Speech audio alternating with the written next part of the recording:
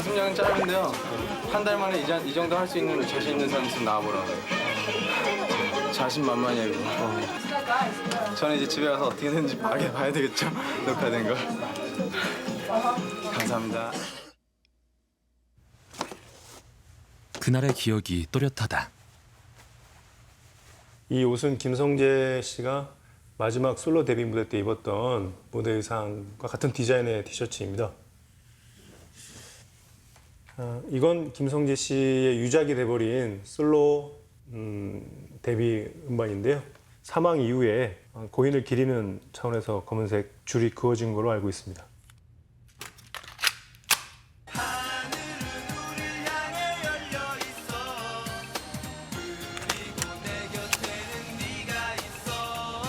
고3 수험 시절에 듀스를 알게 돼가지고 공부할 때나 놀 때나 뭐 쉴 때나 듀스 음악을 듣고 거의 기대 살다시피 했었습니다.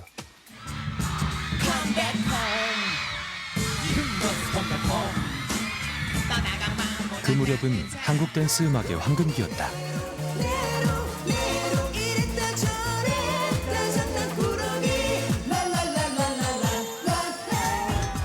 김성재는 고등학교 친구 이현도와 듀스를 결성해 이름을 남긴다.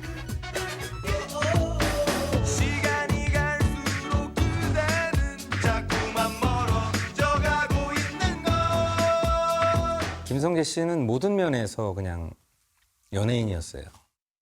뭐 여러 가지가 그냥 그 시대 트렌드의 중심에서 뭔가 만들어가는 사람. 성재가 지금 살아있다면 윌 스미스 같이 배우도 됐고 다양한 방면에서 굉장히 많은 사람들한테 유행을 이끌어가고 또 기쁨을 주는 사람이 되지 않았을까. 솔로로 새 출발을 한 다음 날.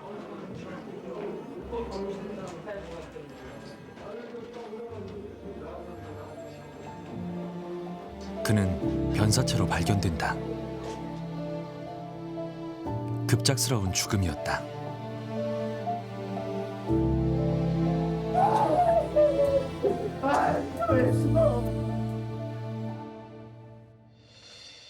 이튿날 국과수에서 부검에 들어간다. 외상은 없었다. 그런데 특이한 점이 있었다. 오른쪽 팔에 상당한 수의 주사 침원이 집중적으로 분포되어 있었습니다.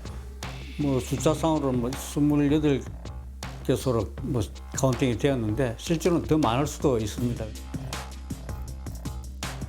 국과수에서 이전까지 한 번도 다뤄본 적 없는 약물이 그의 몸에서 나온다. 두 가지 성분이 검출됐는데요. 틸레타민과 졸라데팜이 검출됐습니다. 틸레타민은 일반적으로 마취약, 그러니까 동물의 마취약으로 쓰이고 있고요. 근데 동물용 마취제가 어떻게 그의 몸에 주사되었을까?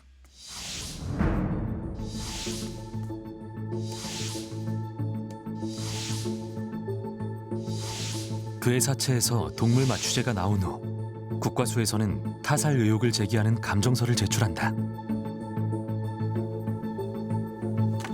댄스그룹 듀스의 첫 멤버 김성재 씨 변사 사건을 수사 중인 경찰은 오늘 김 씨의 애인 양을 살인 혐의로 구속했습니다. 사건 전날 밤.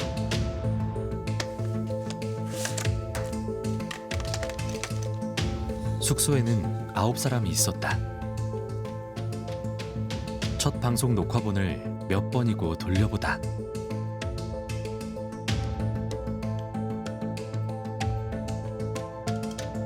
백댄서들과 매니저는 차례차례 잠자리에 든다. 마지막에 남은 이는 김성재와 그녀 단 둘이었다.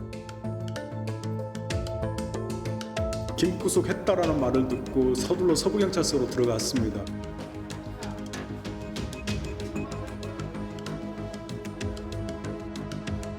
기자단이 가서 경찰서장이나 형사과장에게 요청, 코멘트를 딸 수 있을 정도로 몇 마디 물어볼 수 있을 정도의 접견이랄까 만남, 피의자들을 하는 게 일상적인 관행이었습니다. 지금 경찰이 내건 혐의를 전혀 인정하지 않는 거예요? 누가 죽였다고 생각합니까? 성주 오빠 나한테 멀어졌는데 뭐 이런 생각을 했어요? 어떤 생각? 그런 생각은 전혀 안 했어요. 왜냐하면 성재가 가기 전날도 저희 집에 와서 잤었고 그 전날도 와서 잤었고 그 가는 날도 제가 공항까지 바래다 줬어요. 그리고 설사 사이가 나빴다고 정말 가정하에라도 어떻게 여자가 걔를 죽일 생각을 한다고 저를 몰아붙이는지 저는 정말 이해가 안 돼요. 그 까만 목도리로 가렸는데 그때 당시에 표정, 눈빛이 선합니다. 지금도 26년 정도로 지났는데 자기에게 질문하는 기자를 쳐다보면서 또박또박 답변한 걸로 제가 그래서 참 인상 깊었습니다. 죽은 김성재의 몸에서 찾아낸 약물은 졸레틸이라는 제품으로 유통되고 있었는데 그녀가 같은 약물을 사갔다는 제보가 경찰에 접수된 것이다.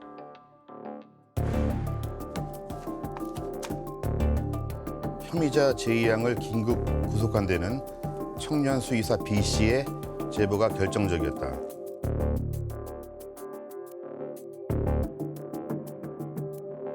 제가 당시에 일간스포츠 사회부 기자였습니다. 제가 애완견 관련 동물 기사를 좀 많이 썼습니다. 그러다 보니까 이제 수의계 이쪽에 좀 아는 분들도 많았고 반포동에 있는 무슨 모 동물병원에서 그 졸레트를 팔았다 이런 얘기를 듣자마자 그 병원을 특정할 수 있었고 찾아가서 만났습니다. 8, 9세가량의 노쇠한 자기 집 애완견을 안락시켜야겠다며 약을 요구했다. 4년 전부터 우리 병원에 다닌 제이 양이 치의학을 전공한 것을 알고 있었으므로 일반인에게는 절대 판매하지 않는 약품이지만 안락사용으로 황산마그네슘 티스푼 2개 분량을 주고 이어 개의 큰 몸집을 고려해 5mg짜리 졸레틸 1병과 주사기 2대를 주었다. 수의사는 이 일을 잊고 있었다. 그런데 변사 사건이 언론에 오르내리고 얼마 후 그녀가 만나자고 연락을 한다. 자신이 바로 김성재 여자친구 제이양이라고 밝힌 뒤 가져간 졸레틸은 자기 할머니가 버렸다고 해서 별다른 의심은 품지 않았다. 그러나 이후 신문 방송 보도를 유심히 지켜보다가 국과수 검사 결과 졸레틸이란 약명이 처음 나온 것을 보고 곧바로 반포 파출소에 신고했다. 졸레틸을 왜 구입했어요? 처음에는 왜 샀습니까? 제가 국가고시에 떨어졌습니다. 이건 정말 창피한 일이에요. 저 혼자 너무너무 고민하다가 죽고 싶다는 생각이 들더라고요. 아휴, 정말 부모님 생각하고 막상 죽으려면 그게 죽어집니까? 졸레틸을 샀는데 샀다고 버렸는데 그러면 죽은 김성재 씨한테 졸레틸 성분이 나왔다는 게 우연이라고 보고 있는데 저도 지금 그게 지금 너무너무 황당해요. 너무너무 황당해요. 지금 그걸 저도 밝혀내려고 지금 이런 혼자 너무너무 고민하다가 그런 상황에서 가장 핵심은 수의사에게 자기가 그 동물 마취제를 산 것을 감춰달라고 했는지 그 동기에 대해서 많은 질문을 했었습니다. 사실 제 기억으로는 너무 겁이 났다. 자기는 버렸는데 그 사실이 괜한 오해를 불러일으킬 것 같아서 미리 당부를 했다라고 얘기를 합니다. 제가 정말로 잘못했다면은 가서 뭐 이렇게 해주십시오 해서 그 사실이 덮어지는 얘기입니까? 그냥 그 어린 마음에 그냥 가가지고 저 주소 산 적 없다고 그냥 이렇게 말해달라고 그랬는데 지금 이게 이렇게 일이 커지고 자기 할 말을 다 하고 논리가 장연합니다. 논리가 어떠한 검사의 반박에도 다음날 가면 다 이론 구성이 다 맞는 말을 해요. 다 맞는 말을. 수원경찰서 보안과장도 했고요. 또 서대문경찰서 수사과장, 영등포경찰서 정보과장, 총경까지 하고 변호사로 전직했습니다. 김성재의 변심으로 그녀가 살인을 결심했다고 경찰은 판단했다. 12월 7일 18시에 구속돼가지고 그 다음날 선임한 걸로 기억해. 거기 형사계장하고 담당 형사가 데리고 나와서 변호사니까 접견을 시켜주더라고요. 원래 밤에는 원래 안 되는데 특별히 좀 전에 같이 근무하던 곳이니까 특별히 부탁을 해서 밤중에 면회를 했습니다. 당시 기억으로는 경찰관들이 이제 뭐라고 말했냐면 두 가지를 얘기했어요. 제이 양한테 부검 결과 졸레틸 성분이 검출되었다. 그다음 졸레틸을 제양이 사갔지 않느냐. 두 번째로는 주사 바늘이 28개 정도 또 바늘 자국 있는데 주사기도 사가지 않았느냐. 두 가지가 증거가 있는데 왜 이렇게 끝까지 부인하느냐. 제양은 태도 하나 변하지 않고 내가 사랑하는 사람을 왜 죽입니까? 치과 학교 댕길 뿐이고 정식 의사가 아닌데 내가 주사를 어떻게 놓습니까? 피해로 회복제라고 속인다고 주사를 맞겠습니까? 그게 세 가지 질문하면서 자기는 절대 결백하다 그렇게 주장을 했습니다. 경찰이 현재 김양의 혐의를 입증하기 위해 확인한 것은 김양이 동물병원에서 마취제인 졸레틸 5ml를 구입했다는 사실뿐입니다. 만약에 졸레틸 요거 갖고는 제가 봐서는 건강한 젊은 친구가 죽었을 리는 없다고 보여지는데요. 결국 김양이 살인 혐의로 기소되더라도 직접적인 증거가 부족하고 범행 동기 등이 불확실해 앞으로 법정에서의 치열한 공방전이 예상됩니다.